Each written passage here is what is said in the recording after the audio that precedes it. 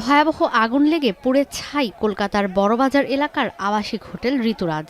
মুহূর্তেই হোটেলটি পরিণত হয় গ্যাস চেম্বারে। এতে দম বন্ধ হয়ে প্রাণ গেছে অনেকের। কর্তৃপক্ষ জানায়, ঋতুরাজ হোটেলে অগ্নিকাণ্ডের সময় ৮৮ জন অতিথি উপস্থিত ছিলেন। মধ্য কলকাতার ঘনবসতিপূর্ণ এলাকায় আগুন লাগার এই ঘটনায় হতাহতের সংখ্যা বেশি বলেও জানান অনেকে। আগুন লাগার সময় হোটেলে থাকা অতিথিরা দৌড়ে ছাদে চলে গিয়ে মোবাইলের লাইট জ্বালিয়ে সাহায্য প্রার্থনা করেন। মৃতদের মধ্যে অনেকে রুম থেকেও বের হতে পারেননি। 14 জন মারা গেছে এখন অবধি, যা আমাদের কাছে খবর এসেছে। कई आदमी धुआं में सफोकेटेड हुए, 5 आदमी को उनको भी अस्पताल में ले गया गया है। কলকাতা পুলিশ প্রধান মনোজ কুমার বর্ম জানিয়েছেন, ঘটনার তদন্তে স্পেশাল টাস্ক ফোর্স গঠন করা হয়েছে। এই ঘটনায় ক্ষোভ প্রকাশ করেছেন প্রধানমন্ত্রী Narendra Modi.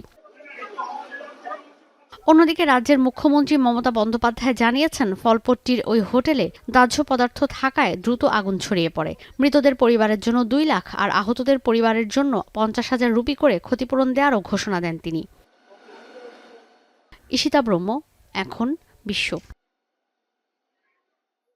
একনল hand wash 100% paraben free, তাই নিরাপদ হাতের জন্য আস্থা রাখুন একনলে।